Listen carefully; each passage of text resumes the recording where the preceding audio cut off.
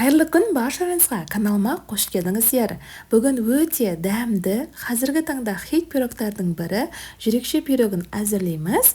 Пирогымыздың жасалу жолы өте оңай, әрі құрамындағы заттардың барлығы үйден табылады.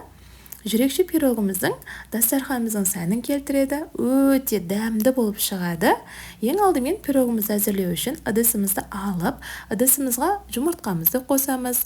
Жұмыртқамыздың үстінен шекерімізді қосып, ақ пена болғанша жақсылап миксерлейміз. Осылай миксерімнің жылдамдығын жайдан бастап жоғарылатып отырып, ақ пена болғанша жақсылап миксерлеп алдым. Пирогымыздың құрамына не қосқанымыз, қанша граммнан қосқаным барлығын төменгі описание бөліміне жазып қалдырамын. Осылай массамыз ақ пена болғанша жақсылап миксерлеп алдық. Енді үстінен сүтімізді құямыз. Сүтіміздің үстінен сұйық майымызды құямыз. Миксерлейміз. Көп миксерлеудің қажеті жоқ. Осылай миксерлеп алдық. Енді ұнымызды електен өткізіп аламыз. Ұнымызды қосамыз. Ұнымыздың барлығын бірден қоспай, осылай бір бөлігін қосып миксерледім. Енді екінші бөлігін қосып, үстінен разрыхлитель қопсытқышымызды қосып жібердім.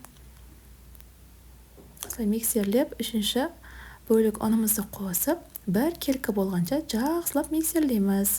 Көп миксерлеудің қажеті жоқ. Осылай миксерлеп алдық. Осылай бір келкі әдемі болды. Тестамыз дайын. Қараңыздар, бір келкі әдемі болып шыққан. Қатты сұйық та емес, қою да емес, осылай болып шығады тестамыз. Осылай дайындап алдық. Енді 3 ас қасық тестамызды бөлек құйып алдым. Осылай бөлек құйып алып, енді бізге бояу қажет. Мен красителдің құрғақ түрін пайдаландым. Кішкентай ғана алып, осылай 3 қасық бөліп алған тестамызға осылай красителіміз қосып, бір келкі болғанша жақсылап араластырып алдым. Осылай бір келкі әдемі болып шықты. Енді формамызды аламыз. Формамыздың астына пергамент қағазын төсеп, дайындап алған тестамызды осылай формамызға құямыз.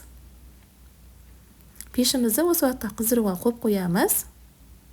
Осылай формамызға тестамызды құйып алып, формамызды сәл осылай қимылдатып ұрып жіберіңіздер, ортасында ауа қалып кетпесін. Енді қызыл бояу қосқан тестамызды осылай шприцімізге құйып алдық. Дөңгелек етіп, видеодағыдай тестамыздың үстінен құйып шығамыз. Осылай құйып шықтым.